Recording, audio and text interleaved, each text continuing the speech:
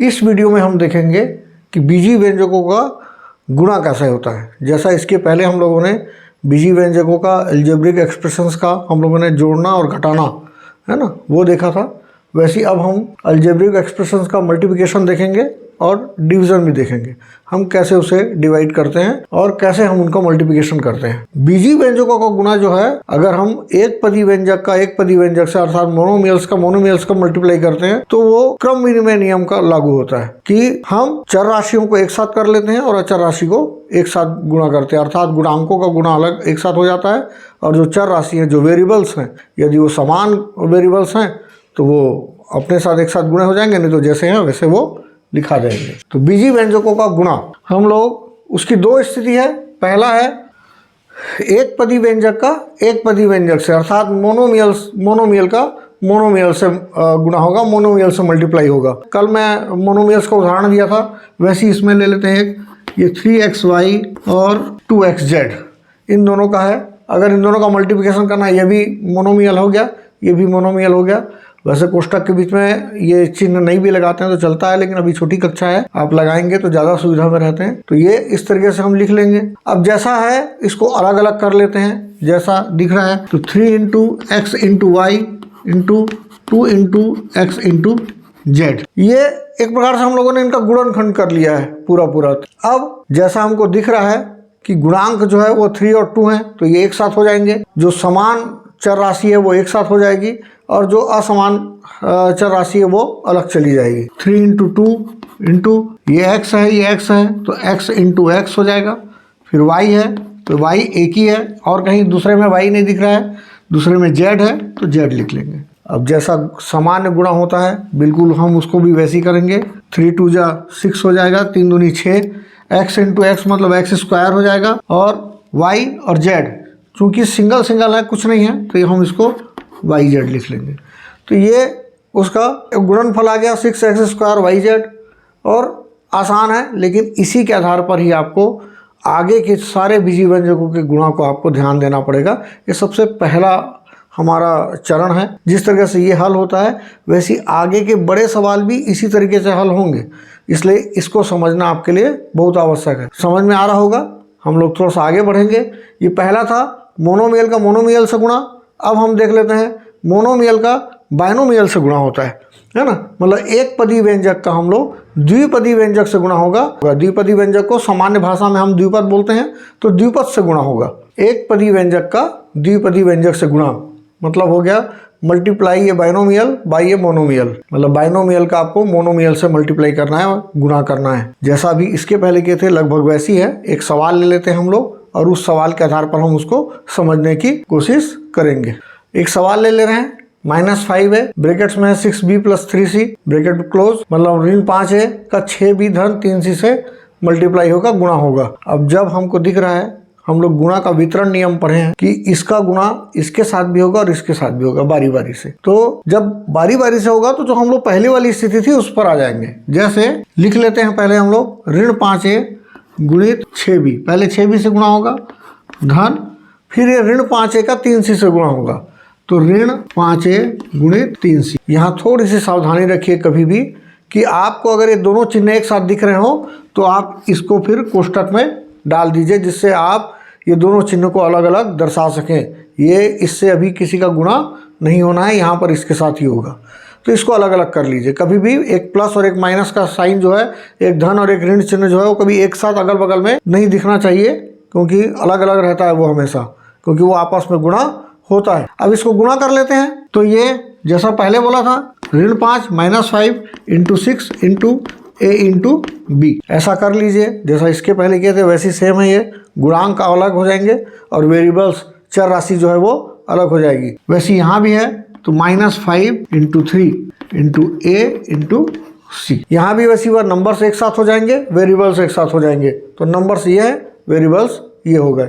इनको हम लोग देख लेते हैं। -5 × 6 मतलब 5 छक्के 30, एक ऋण है और एक धन है। जब एक ऋणात्मक संख्या और एक धनात्मक संख्या का गुणा होता है हमेशा ही माइनस में उत्तर आता है, ऋण में रहता है। इसका जो भी हमारा गुणनफल आएगा उसका चिन्ह क्या हो जाएगा, ऋण हो जाएगा, माइनस हो जाएगा। तो -30 या -30 कर सकते हैं हम लोग। a × b मतलब हम इसे ab लिख लेंगे, प्लस अब ये दोनों है 5 या 15, 5 3 जा 15 हो जाएगा, तो हम इसको 15 ले लेते हैं। ये माइनस ये प्लस, तो ये -15 हो जाएगा। तो 5 या 15 मतलब ऋण 15 हो जाएगा। हम लोग इसको -15 इंटू AC हो जाएगा। तो ये हम लोग इसको AC लिख लेते हैं, क्योंकि अभी भी पूरा सॉल्व करना बाकी है, हल करना बाकी है हमको। तो इसको लिख लेते हैं -30 AB, यहाँ प्लस माइनस माइनस हो जाएगा 15 AC। इस तरीके से आप पूरे को सॉल्व कर सकते हैं। और ये तरीका है, ये आगे आगे जैसे जैसे आते जाएगा और बड़ी कक्षाओं में थोड़ा सा और अलग अलग होता जाएगा, लेकिन सबका आधार यही है, सबका बेस यही है।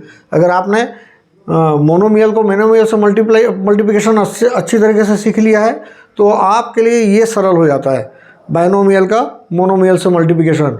और फिर आगे जो है थोड़ा और कठिन सा आएगा, बाइनोमियल का बाइनोमियल से मल्टीप्लाई करेंगे हम लोग।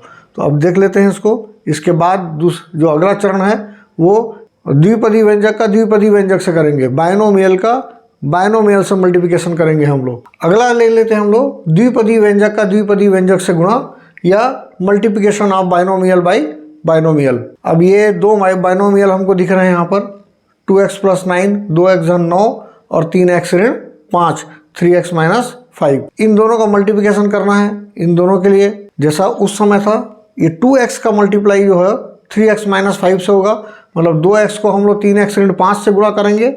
फिर ये 9 का भी गुणा 3x ऋण 5 से होगा, 9 का भी मल्टीप्लिकेशन करेंगे हम लोग 3x - 5 से, अलग अलग। मतलब हम इसके पहले जो सवाल लिए थे, समझ लीजिए वो 2 सवाल इसमें अब शामिल है। एक सवाल 2x के साथ में आएगा, एक सवाल 9 के साथ में आएगा, और सब मिलाकर एक बनेंगे, है ना। तो अब इसको सबसे पहले हमको जो पहला काम है लिख लेते हैं, किसका किसके साथ हमको गुणा करना है या मल्टीप्लिकेशन करना है। तो ये 2x का गुणा 3x ऋण 5 से होना है, मतलब 2x का 3x - 5 से। फिर ये +9, तो ये +9, चूँकि ये 2x हमने यहाँ लिख लिया है, +9 बचा था, सेकेंड वाले के लिए हमने +9 किया है। बारी बारी से दोनों का 3x - 5 से मल्टीप्लिकेशन होना है। तो पहले 2x के साथ में हम लिख लिए हैं, 2x के साथ में, अब 9 के साथ में भी बिल्कुल 3x - 5 को हम लोग लिख लेते हैं। ये लिखने से समझ में आ जाता है कि 2x का गुणा हमको इसके साथ करना था और फिर 9 का भी गुणा करना था, ये लिखना है। अब यहाँ के बाद में जैसा इसके पहले किए थे, बारी बारी से इसका इन दोनों के साथ में मल्टीप्लिकेशन करना है, दोनों के साथ में गुणा करना है।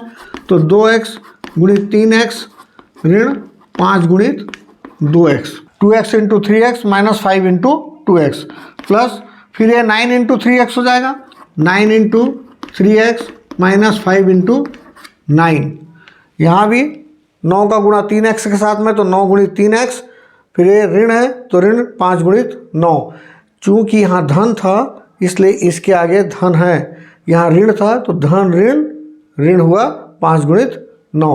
तो चिन्ह को बड़े ध्यान से देखना है, जैसा दिख रहा है। अगर आपको सीधा करते बनता है सीधा कर लीजिए, नहीं तो इसको आप 2 × 3 × x हो जाएगा, माइनस ये 5 × 2x है, तो ये 5 2 जा 10 हो जाता है, 10x, प्लस 9 3 जा 27, 27x हो जाएगा, मतलब 5 दूनी 10x, धन 27x। चिन्ह में कुछ भी फेरबदल करने की ज़रूरत नहीं है, यहाँ ऋण है तो ऋण रख कर दीजिए, माइनस कर दीजिए, 5 9 45, मतलब 5 9 जा 45।